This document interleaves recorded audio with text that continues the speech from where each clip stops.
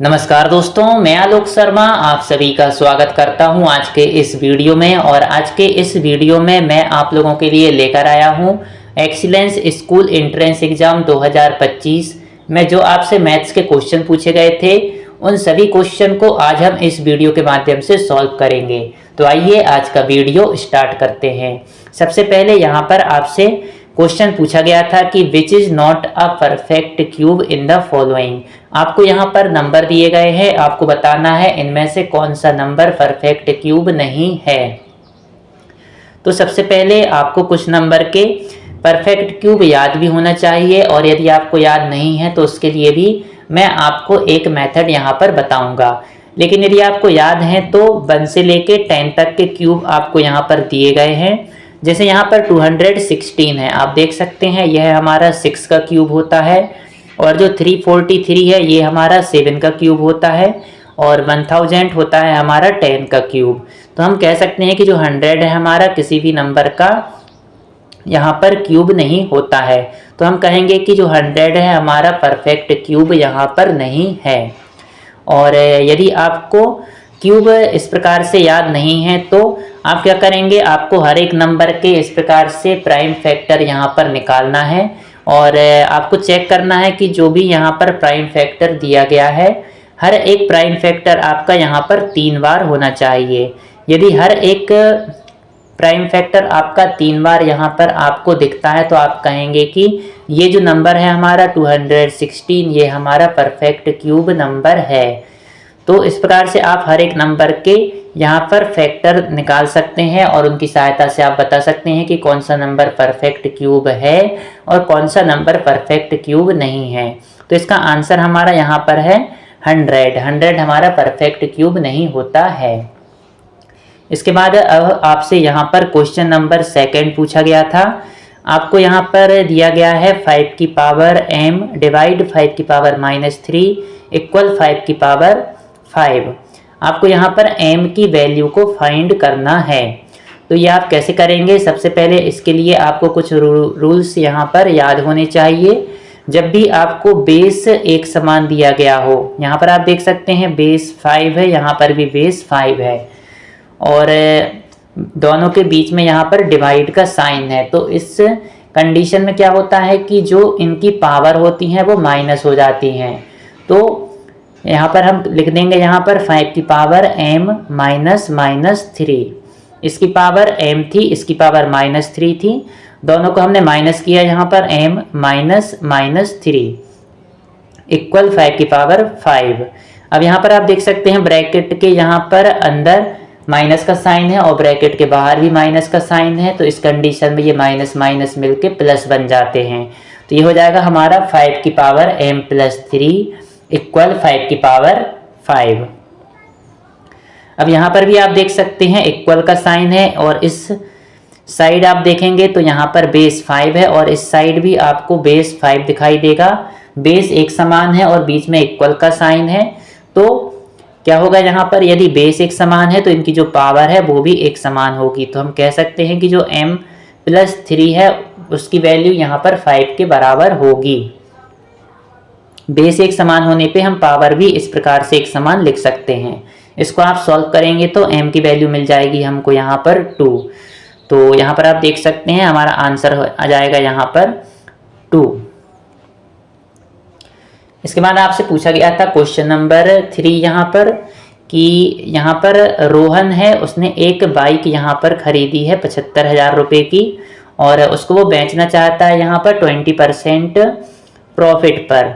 तो आपको उसका सेलिंग प्राइस निकालना है कि वो कितने रुपए में उसको बेचे कि उसको 20% का यहाँ पर प्रॉफिट हो जाए। तो इसके लिए आप एक फॉर्मूला यहाँ पर याद कर सकते हैं कि जो सेलिंग प्राइस होती है वो इक्वल होती है 100 plus profit percentage upon 100 into cost price.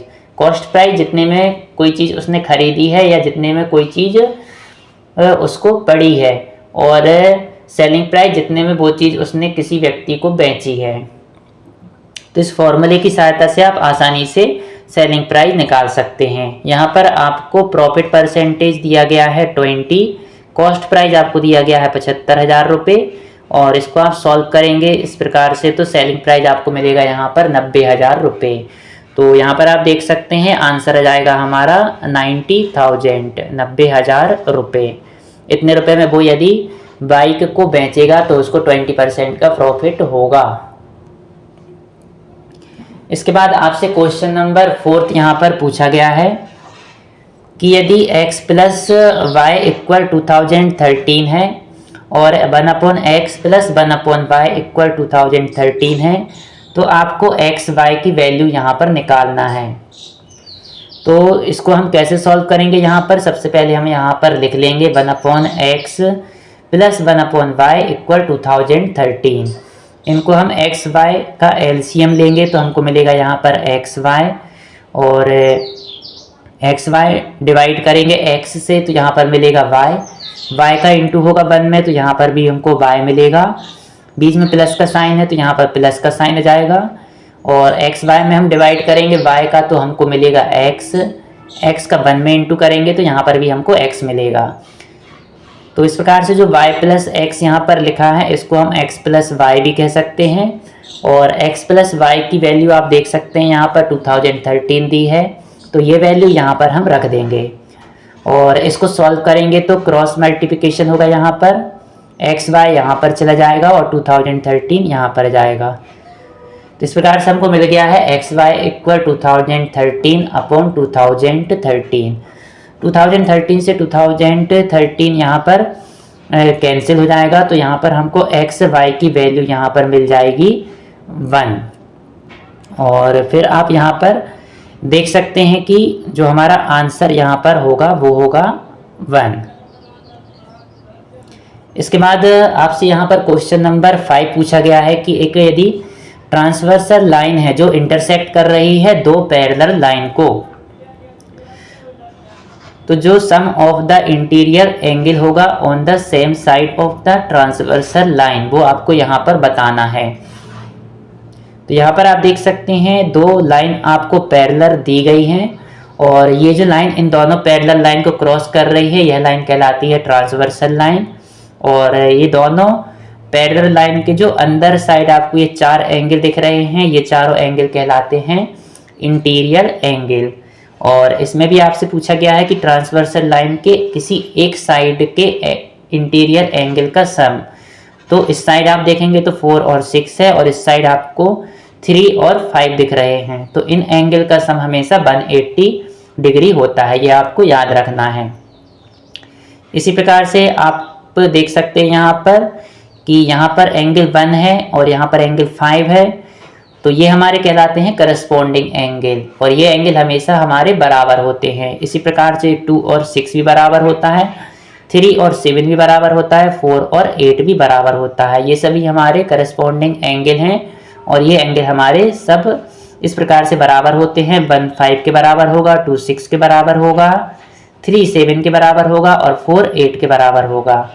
इसी प्रकार से आप यहाँ पर देख सकते हैं जो एंगल 1 है और 4 है ये हमारे कहलाते हैं वर्टिकल अपोजिट एंगल, ये भी हमारे बराबर होते हैं। तो जो एंगल 1 है वो एंगल 4 के इक्वल है क्योंकि ये वर्टिकल अपोजिट है। एंगल 2 एंगल 3 के बराबर है, ये भी हमारा वर्टिकल अपोजिट एंगल है। इसी प्रकार से एंगल 5 और एंगल 8 यहाँ पर बराबर होंगे क्योंकि ये भी वर्टिकल अपोजिट एंगल हैं। इसी प्रकार से एंगल 6 और एंगल 7 हमारे आपस में बराबर होंगे, ये भी हमारे वर्टिकल अपोजिट एंगल हैं। तो यहाँ पर हमको बताना था कि sum of the interior angle on the same side of the transversal line, तो इनका टोटल होता है 180, ये हमारा आंसर है।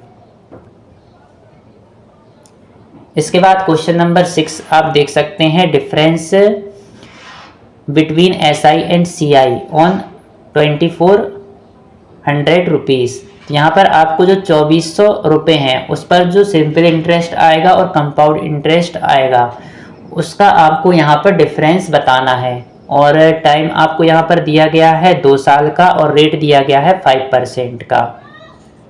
तो इसके लिए आपको एक फॉर्मूला यहाँ पर याद रखना है, CI माइनस SI इक्वल होता है principal amount into R/100 whole to the power n।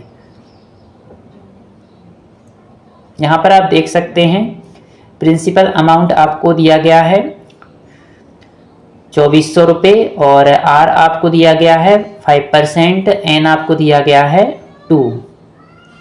बस आपको वैल्यू यहाँ पर रख देना है और आप इसको सॉल्व करेंगे। 5/100 का स्क्वायर है तो 5 का स्क्वायर 25, 100 का स्क्वायर करेंगे तो आपको मिलेगा 10,000, और इसको आप सॉल्व करेंगे तो आपको CI माइनस SI यहाँ पर मिल जाएगा 6, और यही हमारा आंसर है। आपसे यहाँ पर CI और SI का डिफरेंस पूछा गया था। CI होता है कंपाउंड इंटरेस्ट और SI होता है हमारा सिंपल इंटरेस्ट। इसके बाद क्वेश्चन नंबर 7 में आप देख सकते हैं आपको एक इक्वेशन दी गई है 3x इक्वल 20/7 माइनस x। आपको बताना है the root of the equation 3x equal 20/7 minus x is. तो आप क्या करेंगे, इस इक्वेशन को सबसे पहले हम सॉल्व करेंगे। जो x की वैल्यू हमारी आएगी वही कहलाएगी root of the equation 3x equal 20/7 minus x। तो इसको सॉल्व करने के लिए जो x वाले नंबर आपको दिखते हैं उनको आपको एक साइड में लिख लेना है। तो माइनस x इक्वल के इस साइड जाएगा तो ये हो जाएगा हमारा प्लस x, और यहाँ पर 3x प्लस x कितना होता है, ये होता है हमारा 4x, इक्वल में है 20/7। इसके बाद आप देख सकते हैं 4x मतलब होता है 4 × x। तो जब ये 4 इक्वल के इस साइड जाएगा तो ये इंटू से यहाँ पर डिवाइड में चला जाएगा, तो ये हो जाएगा हमारा 20/7 × 4। इस प्रकार से x की वैल्यू हमारी यहाँ पर आ जाएगी 20/7 × 4। 4 से हमारा 20 कैंसिल हो जाएगा 5 टाइम्स, तो ये हो जाएगा हमारा 5/7, और यही हमारा आंसर है। तो हमारा आंसर हो गया यहाँ पर 5/7। इसके बाद क्वेश्चन नंबर 8 में आपसे पूछा गया है find the value of x। आपको एक डायग्राम यहाँ पर दिया गया है, आपको x की वैल्यू यहाँ पर फाइंड करना है। यहाँ पर आप देख सकते हैं ये दो लाइन आपको पैरेलल दिख रही हैं, और ये एंगल 108 है और ये एंगल यहाँ पर x है। तो इस x की वैल्यू क्या होंगी। जब भी आपको इस प्रकार के एंगल यहाँ पर दिखाई दे जैसे यहाँ पर दो पैरेलल लाइन दी गई हैं, और ऐसा आपको z की तरह यहाँ पर एक बनता हुआ कोई साइन आपको दिखाई देगा, जैसे यहाँ से आप देख रहे हैं ये z जैसा बन रहा है, तो ये एंगल हमारे कहलाते हैं अल्टरनेट इंटीरियर एंगल। ये हमेशा हमारे बराबर होते हैं। तो हम कह सकते हैं जो 108 डिग्री यहाँ पर दिया गया है यही हमारी इस x की वैल्यू होगी। तो हमारा आंसर है यहाँ पर 108 डिग्री। इसके बाद क्वेश्चन नंबर 9 में आपसे पूछा गया है the area of rhombus is 240 centimetre square. तो सबसे पहले आपको रोम्बस का एरिया दिया गया है 240 स्क्वायर सेंटीमीटर, और इसका एक डायगोनल दिया गया है 16 सेंटीमीटर। आपको उसका जो दूसरा डायगोनल है उस डायगोनल को आपको फाइंड करना है। तो इसके लिए सबसे पहले आपको एक फॉर्मूला पता होना चाहिए एरिया ऑफ रोम्बस का। एरिया ऑफ रोम्बस क्या होता है 1/2 × d1 × d2। d1 d2 यहाँ पर डायगोनल हैं, तो बस आपको ये वैल्यू यहाँ पर रख देना है। एरिया आपको दिया गया था 240, 1/2 यहाँ पर लिख दिया, एक डायगोनल है 16, दूसरा डायगोनल हमको यहाँ पर निकालना है। इसको आप सॉल्व करेंगे तो जो 16 है वो 2 से कैंसिल हो जाएगा 8 टाइम्स, तो ये हो जाएगा हमारा 8 × d2 इक्वल में 240, और ये जो हमारा 8 है यहाँ पर ये जब इक्वल के इस साइड जाएगा तो ये डिवाइड में आ जाएगा, तो ये 240 को कैंसिल कर देगा 30 बार, तो d2 इक्वल हो गया हमारा 30 सेंटीमीटर हमारा यहाँ पर आंसर हो जाएगा। एक डायगोनल हमको दिया गया था 16 सेंटीमीटर, दूसरा डायगोनल हमारे पास आ गया 30 सेंटीमीटर, यही हमारा आंसर है। इसके बाद क्वेश्चन नंबर 10 में आपको दिया गया है आपको एक वैल्यू फाइंड करना है। यहाँ पर आप देख सकते हैं पूरे ब्रैकेट के ऊपर पावर 0 है। जब भी आपको ऐसे किसी नंबर के ऊपर यहाँ पे 0 पावर दिखाई दे तो उसका आंसर हमेशा 1 आता है। तो जो हमारा यहाँ पर आप देख रहे हैं ऑप्शन बी, यही हमारा इसका आंसर होगा 1।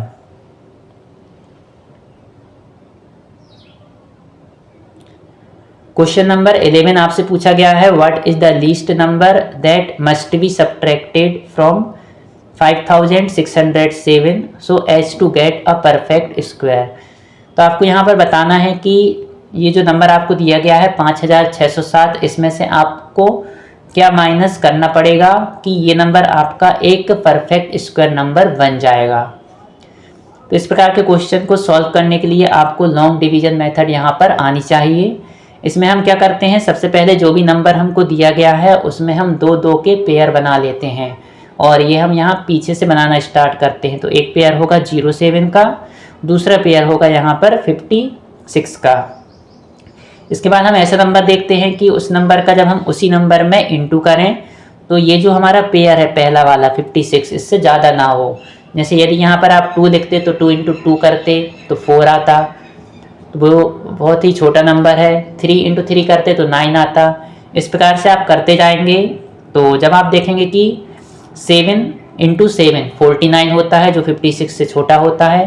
और यदि आप यहाँ पर 8 लिखते तो 8 × 8 64, 56 से वो ज़्यादा हो जाता, तो ज़्यादा यहाँ पर नहीं होना चाहिए। तो इसलिए यहाँ पर हमने लिखा है 7 और जो नंबर यहाँ पर लिखेंगे वही नंबर आपको यहाँ पर भी लिखना है और वही नंबर यहाँ पर आप यहाँ नीचे भी लिखेंगे। तो जो नंबर यहाँ लिखेंगे वो नंबर यहाँ पर भी लिखाएगा और यहाँ पर भी लिखाएगा। और 7 × 7 होता है 49, वो आप यहाँ पर लिख देंगे। अब 56 में से 49 को आप माइनस करेंगे तो आपको यहाँ पर 7 मिलेगा और ये जो दो नंबर आपको मिले थे इनको आपको प्लस करना है। तो 7 + 7 करेंगे 14।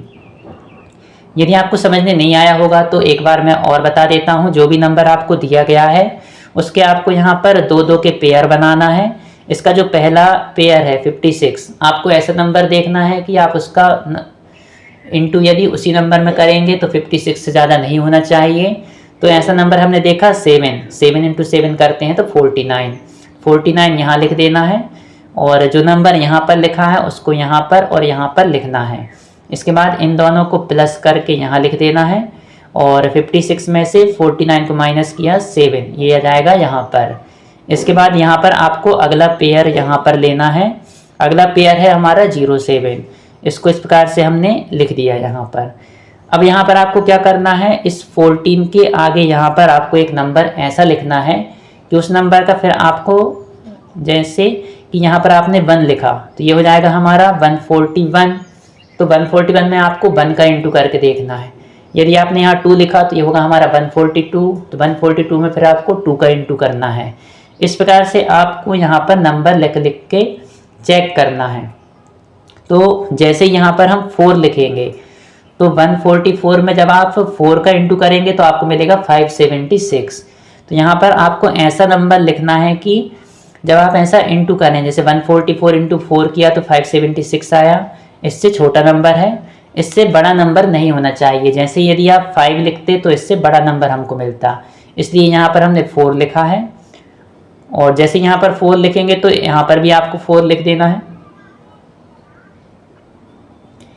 और यहाँ पर आप माइनस कर देंगे तो आपको मिला यहाँ पर 131। अब यहाँ पर आगे और पेयर हमारे पास नहीं है यहाँ पर लाने के लिए, तो बस यहाँ पर हम देखेंगे कि जो हमको यहाँ पर 131 मिला है यही हमारा आंसर होगा। यदि हम जो 5607 है उसमें से 131 को माइनस करेंगे तो हमको एक परफेक्ट स्क्वायर नंबर यहाँ पर मिल जाएगा। अब हम बात करते हैं क्वेश्चन नंबर 12 की। तो क्वेश्चन नंबर 12 में आपसे यहाँ पर पूछा गया है, आपको एक एक्सप्रेशन दिया गया है और आपको इसको सॉल्व करना है। तो आपको दिया गया है -4/5 × 3/7 × 15/16 × -14/9। तो इसको आप कैसे सॉल्व करेंगे, सबसे पहले यहाँ पर आप देखेंगे कि यहाँ पर आपको माइनस का नंबर है और सभी नंबर इनटू में है और यहाँ पर भी आपको एक माइनस का नंबर है। तो माइनस इंटू माइनस सबसे पहले यहाँ पर आपको प्लस कर देना है और सभी नंबर को इसी प्रकार से लिख देना है। इसके बाद इसको आप ऐसे सॉल्व करेंगे कि जो 3 है 3 से आप 9 को कैंसिल करेंगे 3 टाइम्स और जो 3 आएगा 3 से आप 15 को कैंसिल करेंगे 3 5 या 15 और इस 5 से ये वाला 5 कैंसिल हो जाएगा फिर। और यहाँ पर 4 से आप 16 को कैंसिल करेंगे 4 4 या 16 और 7 से 14 को करेंगे, 7 2 जा 14, और इस 2 से यहाँ पर जो 4 आया था उसको कैंसिल कर देंगे 2 टाइम्स। तो यहाँ पर आपको ऊपर मिलेगा 1 और नीचे आपको मिल जाएगा 2। तो 1/2 हमारा आंसर होगा, और 1/2 को आप सॉल्व करते हैं तो हमको मिलता है 0.5। तो यही हमारा आंसर है। अब आपसे क्वेश्चन नंबर 13 में यहाँ पर आपसे पूछा गया है कि इनमें से कौन सा एक्सप्रेशन आपका एक लीनियर एक्सप्रेशन को रिप्रेजेंट करता है। तो लीनियर एक्सप्रेशन क्या होता है कि उसमें जो वेरिएबल है उसकी पावर 1 होती है।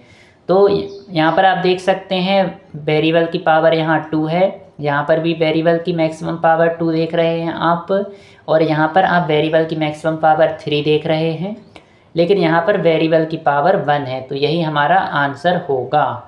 आंसर हमारा हो जाएगा यहाँ पर 2x + 1। ये हमारा एक लीनियर एक्सप्रेशन है।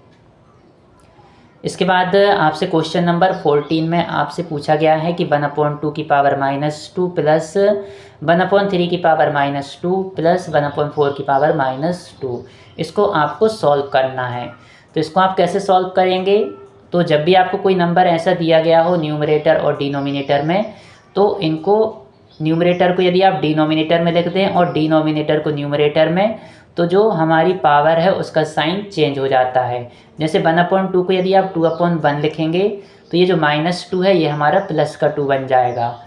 इस प्रकार से आप इन सभी नंबर में यहाँ पर इस प्रकार से सॉल्व कर सकते हैं। 1/2 हमारा 2/1 हो गया, 1/3 हमारा 3/1 हो गया, और 1/4 हमारा 4/1 हो गया। और इन सभी पावर के जो साइन हैं माइनस में थे, तो ये सभी साइन हमारे प्लस में हो गए। बस अब आप आसानी से इसको सॉल्व कर सकते हैं। 2 की पावर 2 होता है 4, 3 की पावर 2 होता है 9, और 4 की पावर 2 होता है हमारा 16। और इनको आप सॉल्व करेंगे तो आपको मिलेगा 29। यही हमारा आंसर है। इसके बाद क्वेश्चन नंबर 15 में आपसे पूछा गया है यहाँ पर, a sum of 10,000 rupees is borrow at a rate of interest 15% पर annum for 2 years. What is the simple interest on this sum and the amount to be paid at the end of 2 years? तो इसको आप कैसे करेंगे, यहाँ पर ये question आपका सिंपल इंटरेस्ट का क्वेश्चन है। तो सिंपल इंटरेस्ट का फॉर्मूला आपको पता होना चाहिए, PRT/100 होता है। P हमारा प्रिंसिपल अमाउंट होता है, R हमारा रेट ऑफ इंटरेस्ट होता है, T हमारा टाइम होता है। तो बस यहाँ पर जो वैल्यू आपको दी गई हैं उनको यहाँ पर आपको लिख देना है। तो आपको यहाँ पे सॉल्व करने में आपको मिलेगा 3000। ये होगा हमारा सिंपल इंटरेस्ट। तो आपसे क्या पूछा गया है, यहाँ पर आपसे सिंपल इंटरेस्ट पूछा गया है, और वह अमाउंट पूछा गया है जो वो सिंपल इंटरेस्ट के साथ में 2 साल के बाद वहाँ पर देगा।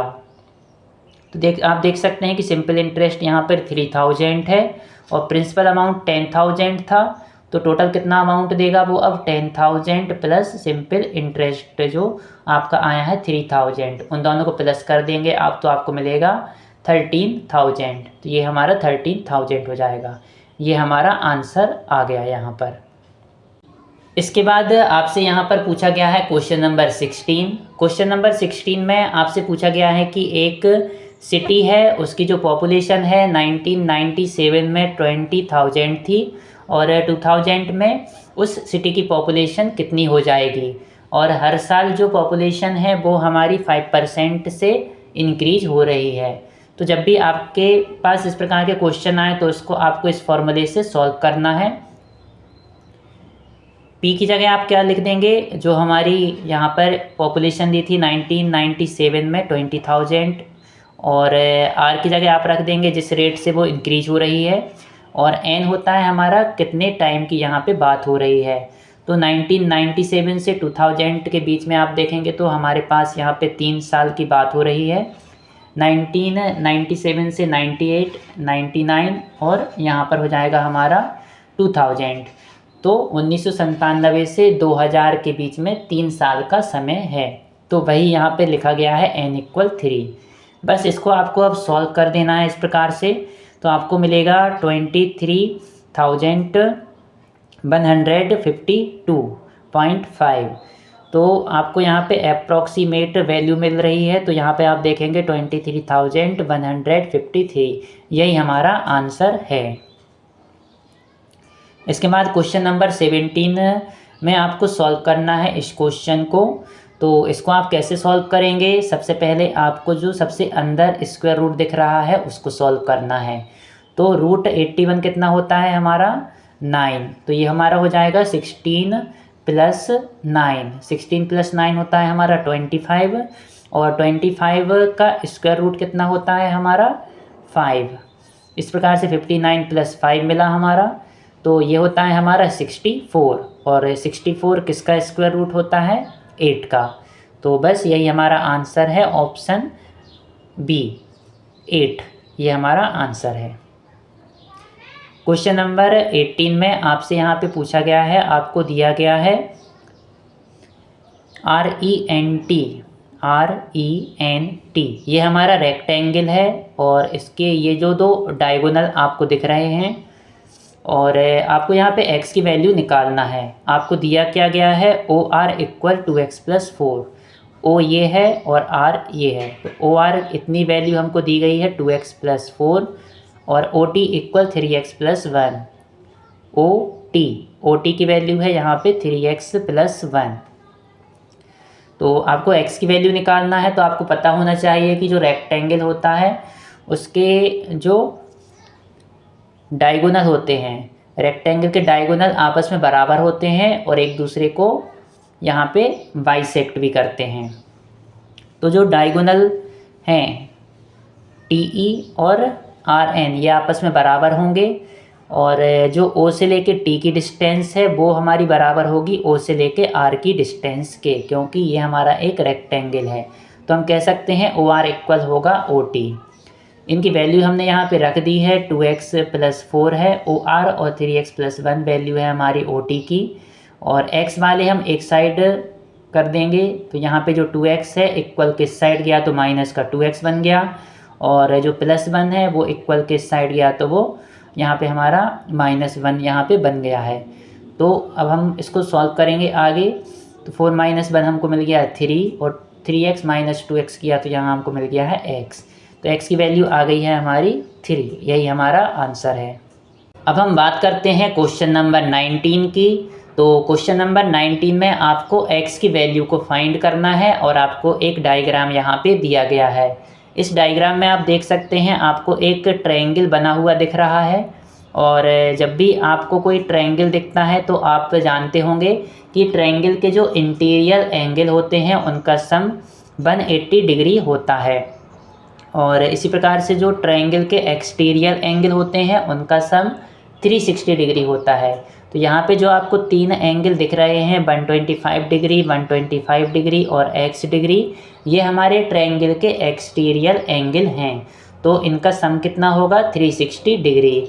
तो इन तीनों को हमने यहाँ पे सम कर दिया है, 125 + 125 + x = 360, और इसको आप सॉल्व करेंगे तो आपको मिलेगा 250 + x = 360, और इसको आप और आगे सॉल्व करेंगे तो x की वैल्यू आपको मिलेगी 110, और यही हमारा आंसर है, ऑप्शन ए हमारा राइट आंसर है 110।